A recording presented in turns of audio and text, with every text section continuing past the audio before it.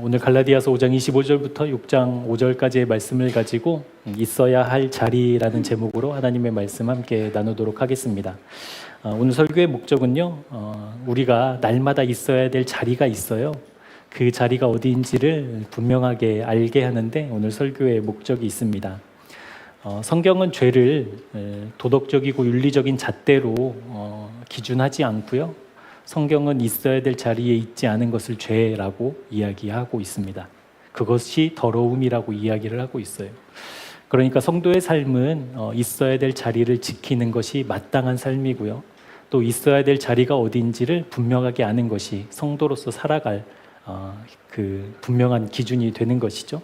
그래서 오늘 말씀을 통해서 내가 있어야 될 자리가 어디인가, 그리고 내 삶의 영역들을 이렇게 되돌아보고 이 자리는 하나님으로부터 비껴가 있구나, 이 영역은 하나님으로부터 벗어나 있구나 라고 깨닫는다면 정말 우리 기도하며 주님 앞에 나아가 그 삶의 영역이 온전히 주님께로 다시 수정되어 그 영역까지도 주님 앞에 있을 수 있도록 결단하고 또 간구하고 기도하게 하는데 오늘 설교 목적이 있습니다.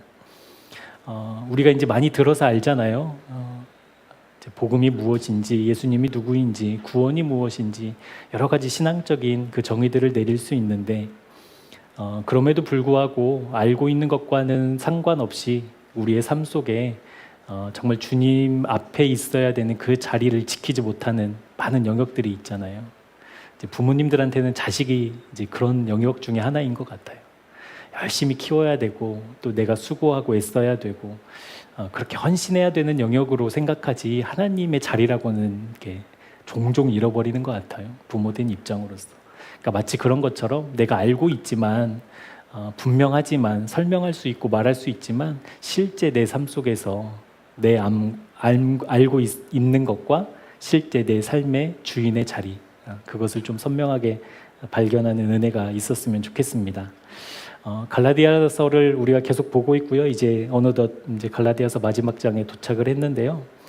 갈라디아서를 통해서 갈라디아 교회 안에 일어난 일들을, 사도 바울과 또 갈라디아 교인들 사이에서 일어난 일들을 우리가 말씀을 통해 보면서 여전히 이 시대에도 교회를 향한 하나님의 마음, 하나님의 말씀을 우리가 엿볼 수 있었던 것 같습니다.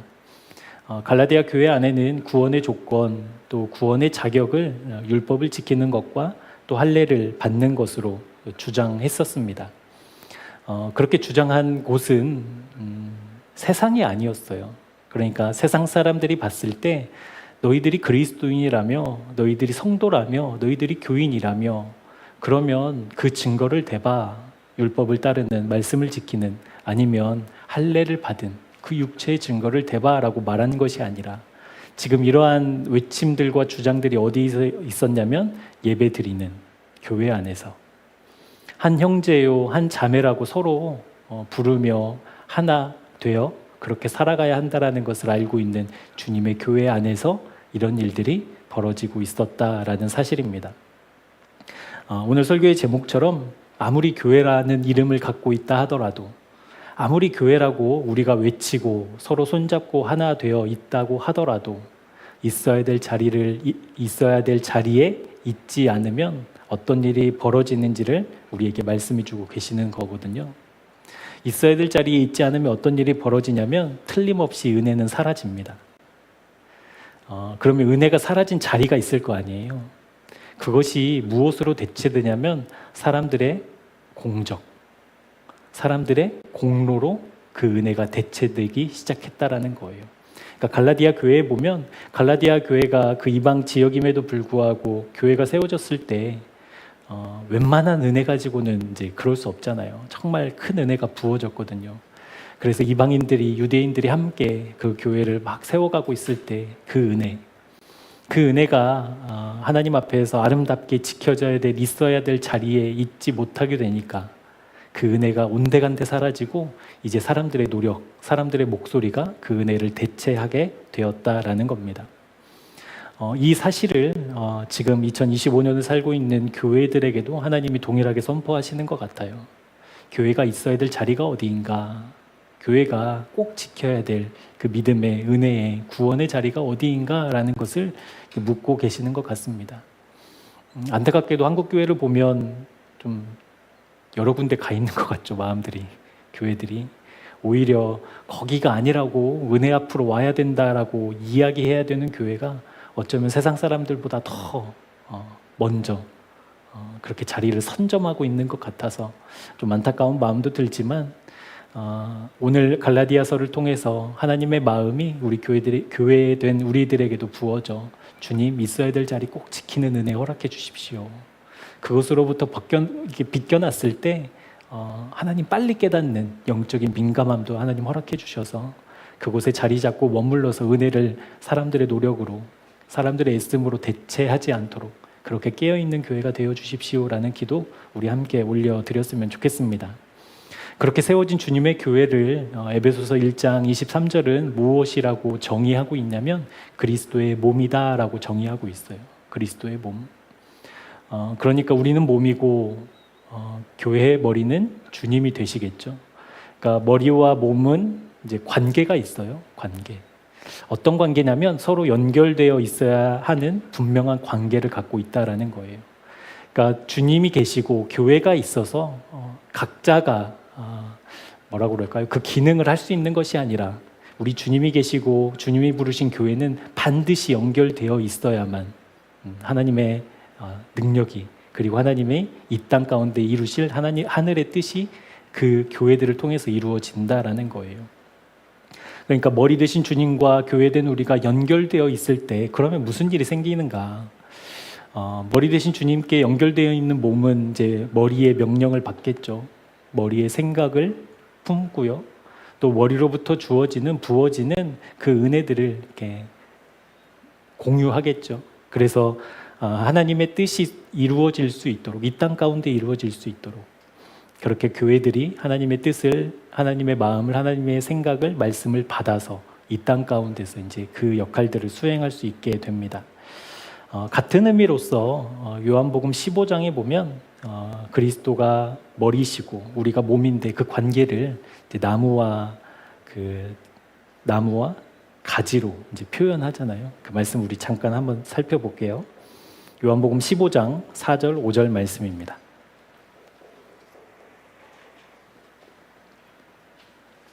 요한복음 15장 4절 5절 말씀, 우리 같이 한 목소리로 한번 읽어보도록 하겠습니다.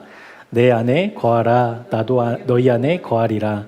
가지가 포도나무에 붙어있지 아니하면 스스로 열매를 맺을 수 없음 같이 너희도 내 안에 있지 아니하면 그러하리라. 나는 포도나무요 너희는 가지라. 그가 내 안에 내가 그 안에 거하면 사람이 열매를 많이 맺나니 나를 떠나서는 너희가 아무것도 할 수 없음이라. 아멘. 아무리 나뭇잎이 푸르르다고 하더라도, 아무리 나무 가지에 아름다운 꽃이 피어 있다 하더라도 그 나무 가지가 있어야 될 곳은요, 꽃병이 아니에요. 그 나무까지는 어디에 있어야 돼요? 틀림없이 나무에 연결되어 있어야 돼요.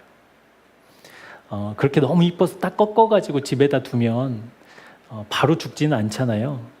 그리고 적당한 환경을 만들어주면 꽤 오랫동안 푸르르고 아름다운 꽃을 이렇게 유지해요. 그런데 결국 다 죽어요. 그러니까 주님과 우리와의 관계, 머리 되신 주님과 교회된 우리와의 관계가 이렇다라는 거예요. 한순간도 떨어질 수 없다. 한순간도 떨어져서는 안 된다. 연약한 우리의 입장에서는 하나님 실수해서 떨어질 수도 있지요. 그런데 성경은 단연코 떨어져서는 안 된다, 떨어질 수 없다라고 강조해서 말씀하고 있습니다.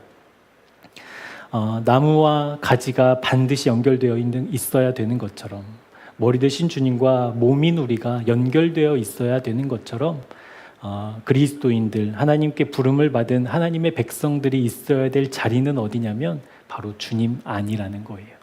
주님 안. 주님 안에서 주님과 연결되어 있는 그 상태가 믿음의 상태요, 생명의 상태라는 것이에요. 이것이 바로 주님과 우리와의 관계, 우리가 있어야 될 자리라는 의미입니다. 교회를 향하신 주님의 마음이 있습니다. 교회를 향하신 주님의 뜻이 있습니다. 그것은 불분명하고 뭐라고 할까요? 이렇게 막 두루뭉실하지 않아요. 너무나 선명해요. 너무나 확실해요. 그게 뭐겠어요? 교회의 목적, 교회의 이유. 그것이 이 땅 가운데 많은 선한 복음의 능력, 생명의 역사를 이루어내는 그 일이 먼저가 아니라 교회를 향하신 하나님의 가장 먼저의 마음은 나랑 연결되어 있어야 된다. 그것이 1번이라는 거예요. 그 다음에 교회가 하는 사역들의 의미가 있는 거고, 그렇게 수행하는 모든 하나님의 말씀에 순종하는 일들의 가치가 생기는 거죠. 주님과 연결되어 있을 때에만.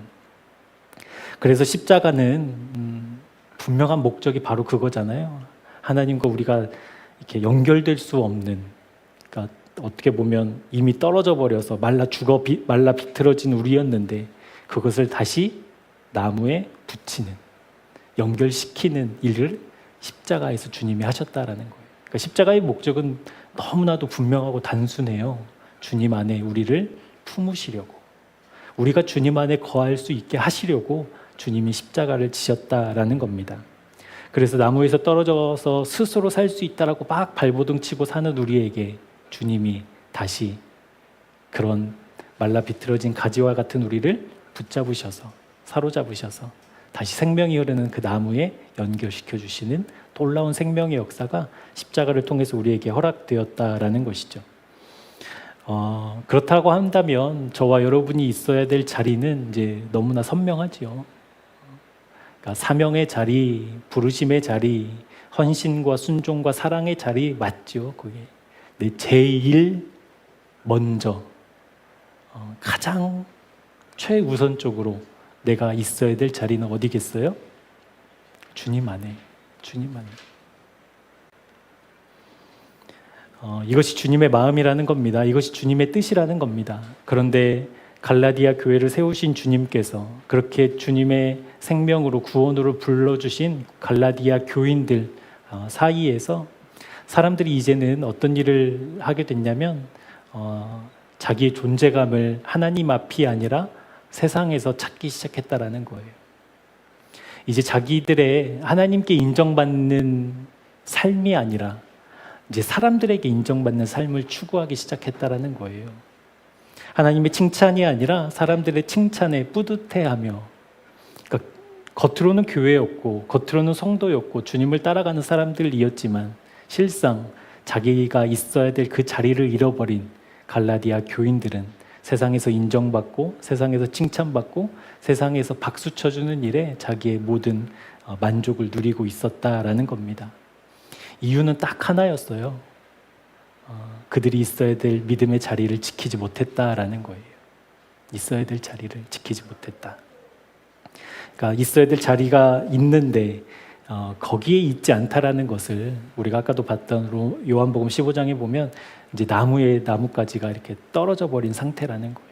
있어야 될 자리가 있는데, 붙어 있어야 될 곳이 있는데 이제 그것을 떨어져 버리니까 이제 사람들이 주님으로 만족하지 않고 세상으로 만족하게 되었다라는 겁니다. 여러분, 그러면 나무가 있고 가지가 있고 그러면 이게 떨어졌어요. 그러면 누구 문제일까요? 누구 문제겠어요? 나무가 문제예요? 우리 주님이 문제예요? 우리가 이렇게 비실비실 사는 게 우리가 제대로 이렇게 막 멋지게 살지 못하는 게 주님 때문에 그런 거예요? 나무는 아무 문제가 없죠. 그러니까 떨어져서 살 수 있다고 착각하는 그 줄기된 가지된 우리의 문제겠죠. 그것을 3장 1절, 갈라디아 3장 1절에서는 뭐라고 이야기하고 있냐면, 어리석도다 갈라디아 사람들아, 예수 그리스도께서 십자가에 못 박히신 것이 너희 눈앞에 밝히 보이거늘 누가 너희를 꾀더냐라고 질책하고 있는 거예요. 지금 너희들 어디에 있는 거야? 지금 너희들 무엇에 붙어 있는 거야? 무엇으로 만족하고 무엇으로 누리고 무엇으로 기뻐하고 있는 거야? 라고 이야기하고 있습니다. 3장 1절에 나와 있는 그 꾀다라는 그 헬라어 단어는요, 매혹하다, 유혹하다, 홀리다라는 뜻이 있어요. 이 단어가 저는 이렇게 무섭게 느껴지더라고요. 그게 뭐냐면 홀리는데 어떻게 안 홀리냐고요. 막 뭐라고 할까? 어떤 유혹거리가 아닌데 유혹하면 막 이게 좀 가짠잖아요. 유혹할게 하면은 막 그런데 이 홀리다라는 게 꿰다라는 게 이제 그런 의미잖아요. 그러니까 누가 봐도 홀리게 생겼어요. 근데 그 꿰임에 갈라디아 교회가 넘어가 버린 것이죠. 이 홀리다, 그러니까 내가 홀릴 만한 그것이 무엇일까? 사탄이 아마 그것을 연약한 우리에게 가장 약한 지점으로 알고 이렇게 우리를 유혹하지 않을까 싶은데요. 그게 뭐냐면 우리가 창세기에서도 보면 하와를 이제 뱀이 유혹하잖아요. 그때 하나님이 없다라고, 그러니까 하나님이 실제 하나님이 아니다라고 이걸로 유혹한 게 아니었잖아요. 하나님은 분명히 계셔. 하나님은 분명히 이 에덴 동산 모든 걸 너희들에게 허락하셨어. 맞아. 그런데 굉장히 합리적인 말을 하잖아요. 하나님이 너희들도 하나님처럼 될 수 있는데 되면 안 되니까 그것을 못하게 하셨다라고 얘기하잖아요. 여러분 굉장히 합리적인 생각 아니에요? 그러니까 아담과 하와는 온 에덴 동산을 다스렸잖아요. 조금 과하게 얘기하면 전능했어요. 그 안에서는. 그러니까 모든 것을 다 할 수 있었다고요.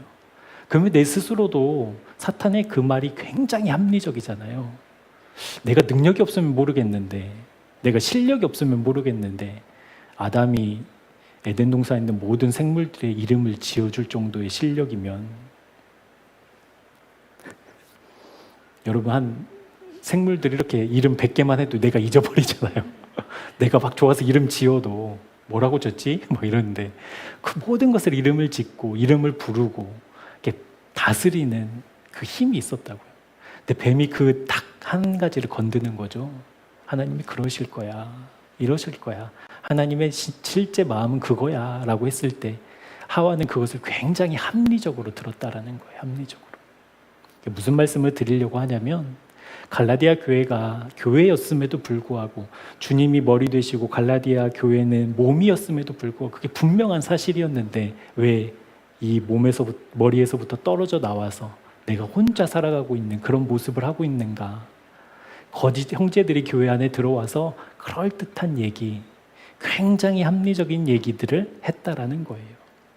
허무맹랑한 소리, 야 그걸 누가 믿어? 뭐 이런 얘기 말고 사소한 거. 그리고 우리가 세상에서 살면서 이렇게 통용되는 그러니까 뭐라고 할까? 세상 사람들이 말하는 그런 진리들이 있잖아요. 진리들. 그런 것들 막 교묘하게 섞어서 이제 교인들에게 딱 잘 요리된 것을 내놓으니까 교인들이 거기에 홀라당 넘어갔다라는 거예요. 그래서 아까도 말씀드렸지만 있어야 될 자리를 잊어버리니까 이제 그 갈라디아 교회 안에 은혜의 자리에는 뭐가 채워지게 되었냐면 사람들의 공로. 아까도 말씀드린 율법을 얼마나 지켰냐. 너희들 육체에 할례 있냐? 할례 증거가 있냐? 그게 구원받은 표인데 그거 가지고 있냐? 라는 것으로 그 은혜를 다 대체해 버렸다라는 겁니다. 예를 들어서요. 우리 교회에서 지금 114 하고 있잖아요. 114를 주님 안에서 그러니까 주님과 실제 교제함 없이 114를 하면 어떤 모습일까요?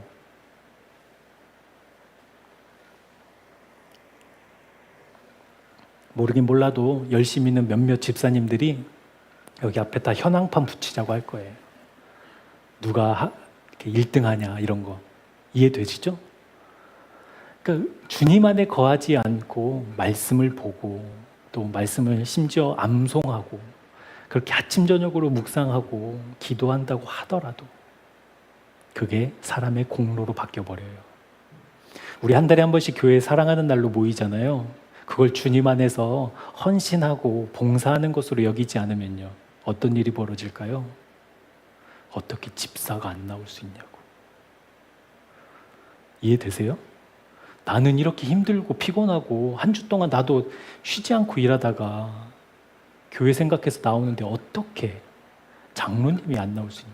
우리는 장로가 없으니까 이제 할게요. 그냥 어떻게 이 장로가 안 나올 수 있냐. 박 장로 어떻게 안 나올 수 있냐. 그게 무슨 장로냐고. 단번에 얘기 나와요. 그러니까 우리가 있어야 될 자리, 우리의 존재를 망각하면 은혜가 공로가 돼버려요. 사랑하는 교우 여러분, 주님 안에 거하지 않고 우리가 상황과 그리고 사람을 먼저 마주하면 어떤 일이 벌어지는 줄 아셔요? 이 두 가지 감정에 우리가 휩싸여요. 틀림없어요. 그러니까 주님이 아니라 내가 먼저 주님이 아닌 상황과 환경 그리고 사람을 먼저 대하면, 내 마음이 먼저 대하면 무슨 일이 벌어지냐면 내 마음에 열등감 아니면 우월감이 나타나요. 틀림없어요. 누구나도 다 그래요.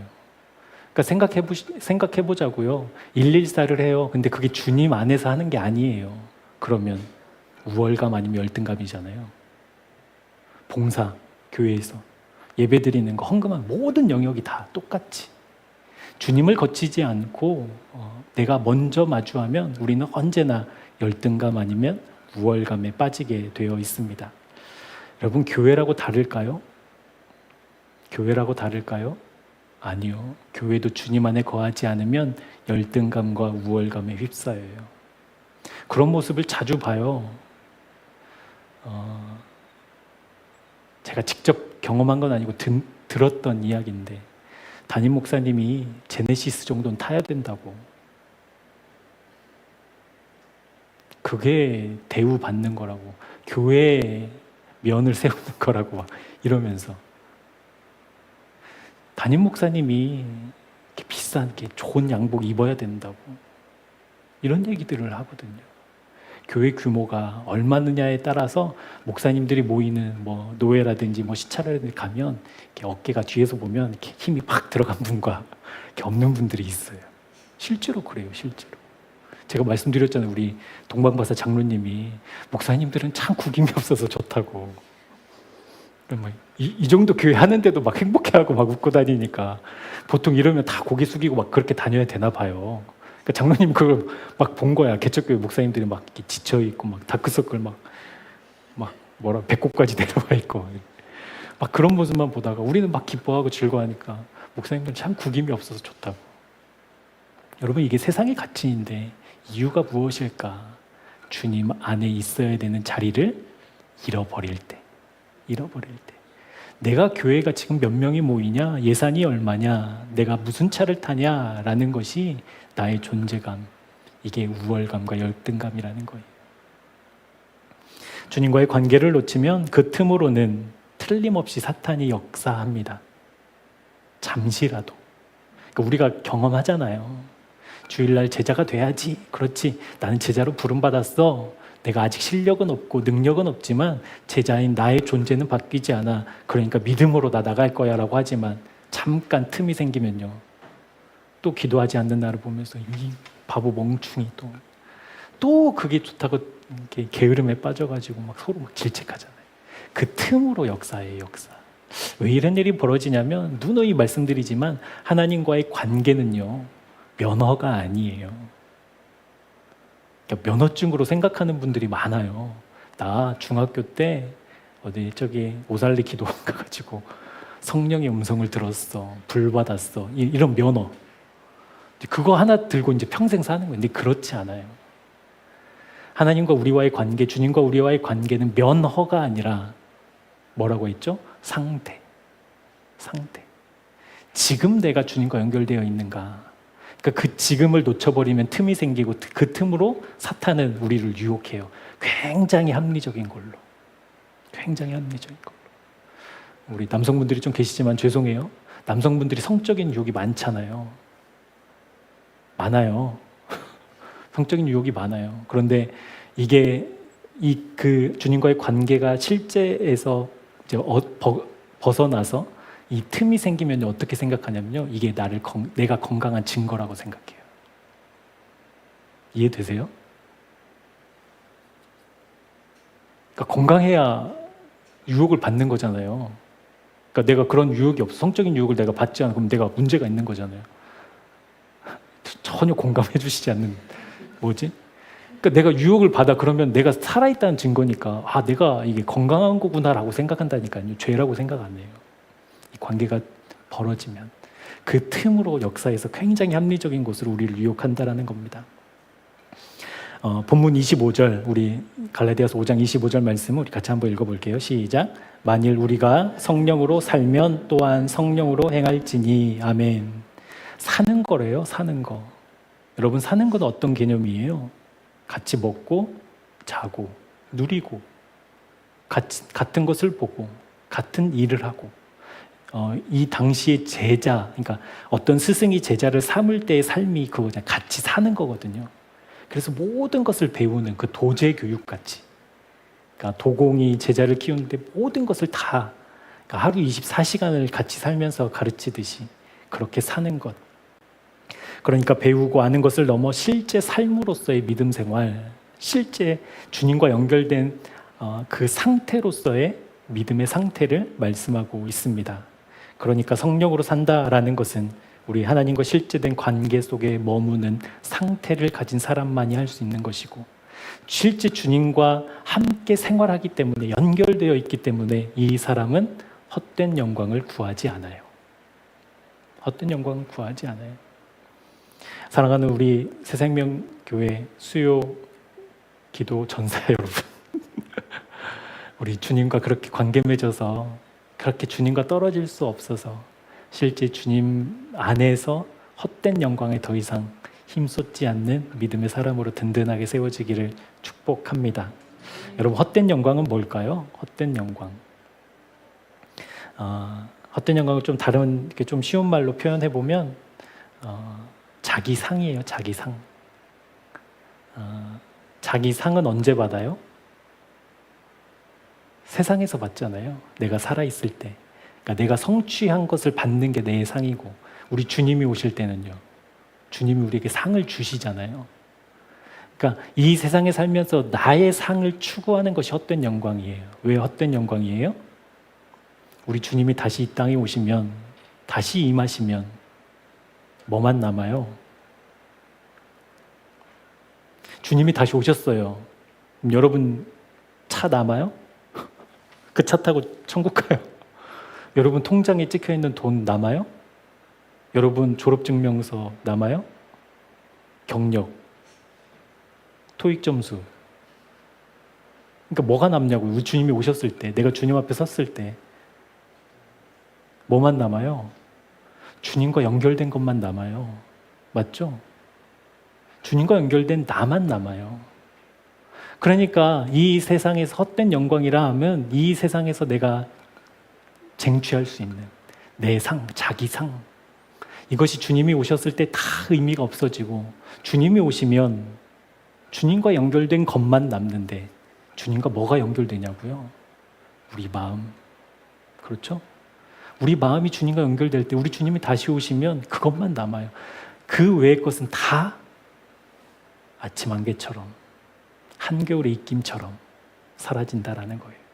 그래서 베드로전서 1장 7절은 뭐라고 얘기하고 있냐면, 제가 읽어드릴게요. 베드로전서 1장 7절입니다. 너희 믿음의 확실함은 불로 연단하여도 없어질 금보다 더 귀하여 예수 그리스도께서 나타나실 때에 칭찬과 영광과 존귀를 얻게 할 것이니라. 아멘. 토익 점수가 아니라, 나 무슨 대학교 나왔어가 아니라, 나 무슨 직업이었어가 아니라, 주님과 연결된 것만 남기 때문에 헛된 영광을 구할 수 없다라는 거예요. 그러니까 실제 주님과 관계 속에서 관계 맺은 그 상태로 살아가는 믿음의 사람은 헛된 영광이 아니라 진짜 영광을 구하겠죠. 우리 주님. 우리 주님 실제 되는 거, 우리 주님이 더 선명해지는 거, 그것을 분명히 구하게 될 것입니다. 그래서 실제 주님과 동행하는 그런 삶, 그러니까 주님과 연합해서 살아가는 실제 삶, 우리의 실제 일상 가운데 그것이 신앙생활이라고 말씀하고 있다라는 거예요. 교회 생활이라는 거예요. 그것이. 그러니까 일주일에 한 번 여기 와서 예배드리는 그 시간 말고 실제 우리의 일상 속에서도 주님과 연결되어 있는 것이 믿음 생활입니다. 그렇게 믿음 생활을 사는, 그러니까 실제 주님과 연결되어서 연결된 상태로 나를 부르신 모든 곳에서 살아가는 사람들이 이제 어떻게 살아가느냐라는 것이 이제 갈라디아서 6장 1절부터 5절까지의 말씀이거든요. 갈라디아서 6장 1절부터 5절까지의 말씀의 요지는 이겁니다. 나는 지금 누구 앞에 있어야 하는가? 말씀을 쭉 보면 여러분들이 보면 이렇게 그냥 사람들을 좀 돕고 서로 짐을 나눠지라고 했고 내 짐도 지라고 했으니까 그렇게 그냥 연합되어 살아가는 좀 나이스한 모습의 삶이 아니라 실제 이렇게 살 수 있는 사람의 상태, 그러니까 이 사람이 이런 모습을 6장 1절부터 5절까지의 말씀을 나타내는 삶을 보여줄 수 있는 이유가 뭐냐면 내가 지금 어디에 있느냐를 아는 사람만이 그렇게 살 수 있다는 거예요. 그러니까 실제 주님과 연결된 상태의 사람들만 6장 1절부터 5절까지의 삶을 실제로 살 수 있다는 거예요. 여러분, 범죄한 사람이 있으면 그 사람 평가하는 거 어렵지 않죠? 죄 지으면 비판하는 거 여러분 그거는 그냥 자동으로 되잖아요, 우리. 근데 그 사람을 어떻게 하래요? 바로 세우래요. 바로 잡으래요. 이유는 명확해요. 왜요? 그 죄 지은 사람을 비판하고 있니? 그러면 너는 이라는 거잖아요. 그 뒤에 말씀이. 그러는 너는 안전해? 그러는 너는 깨끗해? 라는 질문. 그러니까 비판하는 사람은 무슨 의식이 있냐면 내가 지금 주님 앞에 있다라는 의식이 없는 거예요. 그러니까 비판해요. 잘못을 지적하고. 근데 내가 지금 주님 앞에 있어요. 주님과 연결되어 있어요. 그런데 우리 공동체 안에 어떤 죄를 지은 사람이 나타났어요. 그러면 판단하기 전에 내가 지금 어떤 존재인가를 먼저 보지 않겠어요? 그러니까 비판이 아니라 그 형제를 바로 세우는 거예요. 바로 세우는 거예요. 어떤 목사님은 이렇게 비유하시더라고요. 우리가 팔이 부러졌어요. 예를 들어. 아프잖아요. 이렇게 깁스를 하고 이 깁스를 하면 이 팔을 누가 보호해줘요? 목. 이 팔을 여러분 목에다 걸잖아요. 이렇게 목으로 걸잖아요. 목은 잘못했어요? 안 했어요? 근데 목이 막 싫대 그게. 그러면 이제 못 살잖아요. 팔이 막 아픈데 움직이면 안 되는데 이걸 어디에다 걸겠어요, 여러분? 머리에다 걸겠어요, 이렇게? 목에다 거니까 이 바로 세운다라는 개념이 그러는 거예요. 우리가 팔이 아파요, 병들었어요. 그때 누가? 너 스스로 잘 헤쳐나와가 아니라 목이 그 짐을 짊어지는 거예요. 목이 왜 그걸 짊어질 수 있어요? 우리는 한 몸이라는 의식 때문에 짊어질 수 있잖아요. 우리가 어떻게 한 몸이라는 의식을 할 수 있어요? 우리를 부르신 주님을 바라볼 때에만 한 몸이라고 의식하잖아요. 이제 그 얘기를 하고 있는 거거든요. 우리가 받은 구원이 여러분의 실력이나 여러분의 자격이나 여러분의 능력으로 받은 것이 아니라 무엇으로 받은 겁니까, 여러분은? 하나님의 은혜로 받은 거잖아요, 은혜로. 에베소서 2장 5절 말씀에 보면 허물로 죽은 우리를 그리스도와 함께 살리셨고 너희는 은혜로 구원을 받은 것이다 라고 얘기하고 있으니까 우리가 받은 구원이 내가 잘나서가 아니라 하나님이 은혜로 나에게 베푸신 선물이라는 거예요. 복음은 실제 하나님과 우리와의 관계를 설명하고 실제로 그렇게 살기를 만들게 하는 소식이니까 이 관계는 실제이니까 이 관계가 정말 우리의 삶 속에 살아가는 삶이라고 한다면 이 엄청난 은혜 앞에서 내가 어떻게 누구를 비판하고 누구를 정죄하고 누구를 판단할 수 있겠습니까? 실제로 그런 것 같아요. 이 은혜가 깊어지면 깊어질수록 보게 되는 게 있어요. 무엇을 보게 되냐면 결국엔 하나님의 그 은혜가 한량 없다라는 걸 보게 되지만 먼저 보게 되는 게 뭐냐면 그 은혜를 받은 내가 얼마나 작은 사람인가, 내가 얼마나 보잘것없는가, 이 은혜를 받을 만한 자격이 나에게 있는가를 보게 돼요. 은혜가 깊어지면 깊어질수록 나에게 어떻게 이런 은혜가, 나라는 사람에게 어떻게 이런 구원이, 생명이 라는 것을 보게 되는 것이죠. 그러니까 그 나의 존재를 비로소 깨달으면 그런 나에게 은혜를 베푸신 하나님을 이제 비로소 찬양하게 되죠. 감사하게 되고 기뻐하게 되고, 나에게 어떻게 하나님 이런 은혜를 주셨어요? 이렇게 실력 없고 자격 없고 연약한 나에게 어떻게 그 생명을 주셨어요? 라고 찬송할 수밖에 없는 것이죠. 한번 생각해 보자고요, 여러분.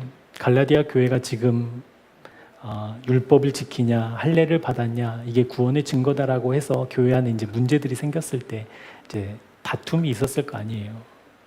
근데 말이 다툼이지, 여러분. 이 종교 전쟁이 가장 치열하잖아요. 잔인하고. 근데 그 싸움이 교회 안에 있는데 주님과 연결된 사랑과 온유와 평강과 그 성령의 열매를 맺힌 그 사람이 여러분 그 교회 어디에 머물 수 있겠어요? 이해되시죠?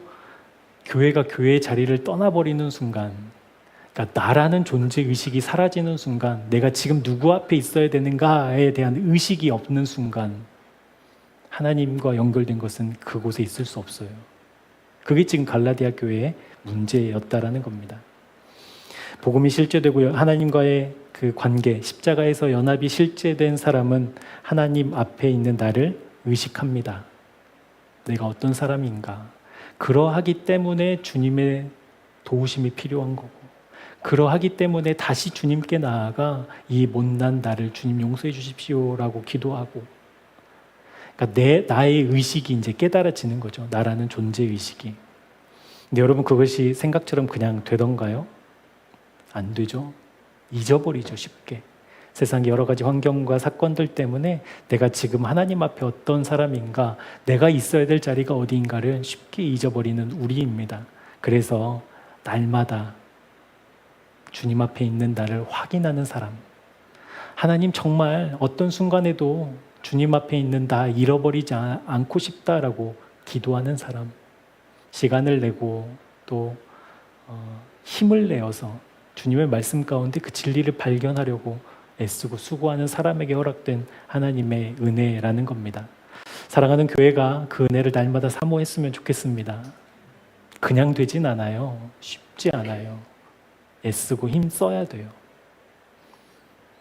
그렇지만 그렇게 나아가는 사람들을 주님 외면하시진 않은 것 같아요. 그들에게 응답해 주시고 또 때에 맞는 은혜들을 부어주시는 것 같아요. 그렇게 하나님 앞에 있는 나로 이 땅을 살아가는 하나님의 증인 되기를 축복합니다. 그러니까 주님 앞에서 내가 지금 있어야 될 자리, 내가 어디에 지금 연결되어 있는가라는 것을 살펴보는 이 자아의식이 왜 중요하냐면 그때서야 비로소 보이는 것이 있어요. 그러니까 내가 하나님 앞에 있는 존재라는 것이 분명하고 선명해지면 이제 또 깨달아지는 한 영역이 있는데 그 영역은 무엇이냐면 내 주변에 있는 또 다른 사람 역시도 하나님 앞에 있어야 된다는 것을 아는 사람이라는 거예요. 그러니까 6장 1절부터 5절까지의 삶이 그것을 대변하고 있는 거거든요. 여러분 자기의 짐을 자기만 지면 되지 왜 남에게 부담스럽게 나눠줘요? 나약하게 말이야. 자기 짐을 그 나이가 돼서도 스스로 못 지고 말이야. 이게 세상의 기준인데 왜 다른 사람의 짐을 내가 짊어질 수 있어요? 이 의식 때문이거든요. 내가 하나님의 한량없는 은혜를 받았어. 나는 그럴 수 없는 존재인데 그래서 그게 너무 기쁘고 감사해서 주님을 바라보고 싶고 주님과 연결되고 싶어서 막 몸부림치면 칠수록 하나님의 그 사랑의 눈빛은 나를 향하고도 있지만 다른 사람들도 향하고 있다는 것을 깨달아지게 된다라는 겁니다. 디모데전서 2장 4절입니다. 하나님은 모든 사람이 구원을 받으며 진리를 아는 데 이르기를 원하시느니라. 모든 사람입니다. 어떤 자격, 어떤 조건, 어떤 기준이 있지 않습니다. 모든 사람이 하나님께 나오기를 주님은 원하고 계셔요. 저는 이 말씀이 의미하는 바를 모르지 않았어요. 오히려 이 말씀이 너무나 당연하다고 생각했어요. 그런데 하나님이 원하신다라는 것은 잘 몰랐던 것 같아요. 최근에서야 깨달았어요. 하나님이 그것을 정말 원하시는구나. 우리가 목사님이랑 또 현선자매랑 제주도에 가서 이렇게 복음 전화했을 때 있었잖아요. 그때 복음 전하러 가면서 어디 오지 섬마을이라도 가라고 하면 가야죠. 목사가 해야 되는 일이니까. 이렇게만 생각했었어요, 저는. 그냥 거기에 순종하는 게 맞지, 순종하는 게 믿음이지라고 생각했거든요. 근데 제주도 내려가서 이렇게 일련의 과정들을 쭉 겪으면서 하나님이 정말 그것을 원하시는구나. 하나님의 마음이 이제 비로소 이 말씀이 이제 실제가 되더라고요. 정말 하나님 그걸 원하시는구나.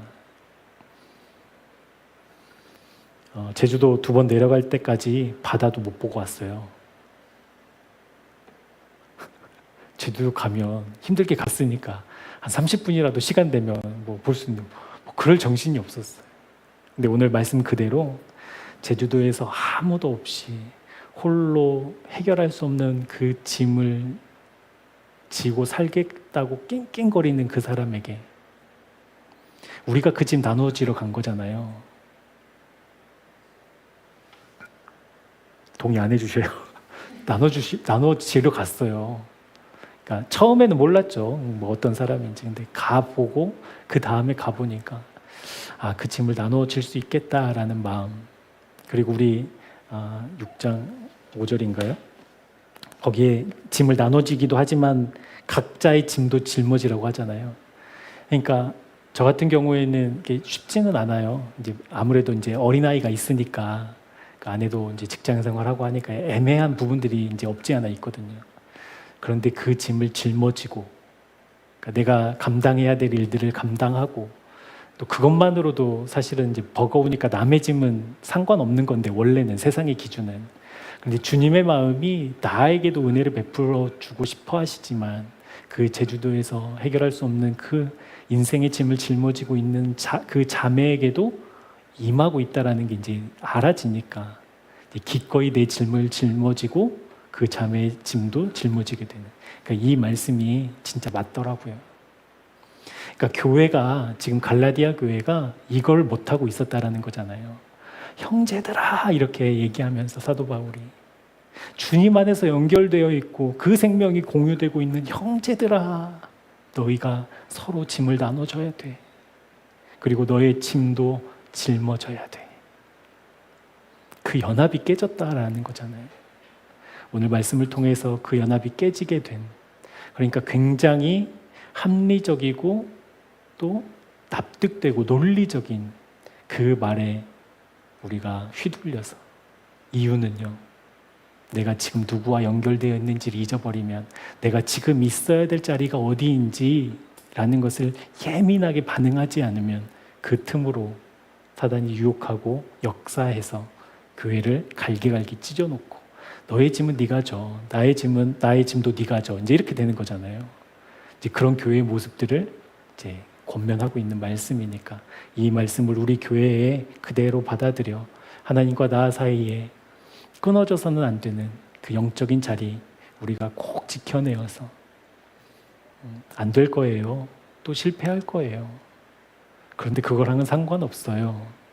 주님은 우리를 포기하시지 않으니까 다시 돌아가 주님 붙잡고 도와달라고 힘 주시라고 은혜 베풀어 달라고 이렇게 선명하지 않아서 자꾸 세상으로 돌아가는 나 불쌍히 여겨주셔서 주님 선명하게 볼 수 있는 믿음의 눈 허락해 달라고 우리 주님의 옷자락 붙잡으면서 그렇게 우리가 있어야 될 자리에 반듯하게 있어 사탄이 하나님과 우리 사이를 갈라놓지 못하도록 늘 깨어 있어 서로의 짐을 짊어지는 그 아름다운 사랑의 공동체 되기를 주님의 이름으로 축복합니다. 그 자리에 서 있는 사람만이 6장 1절부터 5절까지의 삶을 살 수 있습니다. 그것이 저와 여러분 되었으면 좋겠습니다. 정말 그런 삶을 살아가는 우리 모두가 되었으면 좋겠습니다. 서로의 짐을 나누어지고 자기의 짐을 지는 그 아름다운 연합, 우리 새생명교회에 아름답게 일어나기를 주님의 이름으로 축복합니다. 기도하겠습니다. 우리는 주님의 몸입니다. 머리와 몸은 분리될 수 없습니다. 어떤 상황에서도, 어떤 문제 앞에서도, 어떤 위기와 슬픔 속에서도 머리와 몸은 떨어질 수 없습니다. 오늘 말씀을 통해 주님과 우리와의 관계가 끊어질 때 나타난 생명 없는 모습을 보게 하셨습니다. 그리고 주님과 연결된 믿음의 사람들이 반듯하게 살아내는 삶의 모습도 보게 하셨습니다.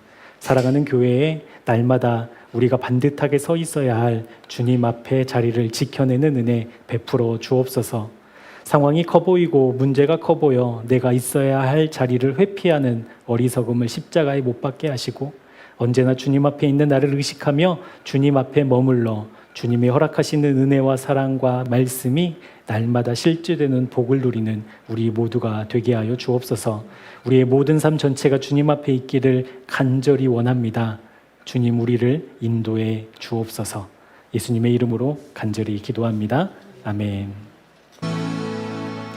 하나님 앞에 있어야 되는 존재를 잊어버리면 어느새 하나님의 은혜와 사랑은 사라지고 자기의 노력과 실력을 주장하는 연약한 우리의 실존을 보게 됩니다.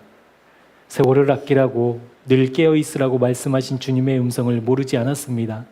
그럼에도 그 말씀이 실제되지 못해 내 주변에 일어난 사건, 환경, 상황에 마음을 빼앗기고 주님 앞에 있어야 하는 자리를 놓친 우리를 불쌍히 여겨 주옵소서. 오늘 말씀을 통해 성령으로 살라라고 말씀하셨사오니 실제 날마다 깨어있어 주님과 동행하는 믿음이 실제되는 은혜, 주님 앞에 서 있는 믿음의 자리를 지키는 은혜 허락해 주옵소서. 주님과 연결된 생명이 실제되어 나를 향하신 그 사랑이 내 주변에도 동일하게 향하고 있음을 깨닫고 그 믿음과 사랑으로 함께 짐을 나누어 지고 자기의 짐을 지는 말씀을 살아내는 남은 한 주간 되게 하여 주옵소서. 서로 돌아보아 주님 앞에 있어야 될 자리를 점검하는 은혜의 공동체가 되게 하시고 그런 가정이 되게 하시고 그런 교회가 되게 하여 주옵소서. 그렇게 그리스도의 법을 성취하는 우리 모두가 되기를 간구하옵나니 주여 우리에게 은혜와 믿음 부어 주옵소서. 이제는 우리 구주 예수 그리스도의 은혜와 하나님 아버지의 측량할 수 없고 다 표현할 수 없는 사랑하심과 성령 하나님의 말씀이 실제되게 하시는 놀라운 역사가 날마다 깨어있어 주님 앞에 서 있어야 하는 자리를 놓치지 않고 늘 깨어있기를 원하는 주님의 사람들과 그들의 가정과 일상 위에 지금부터 영원토록 함께 하옵시기를 간절히 축원하옵나이다. 아멘.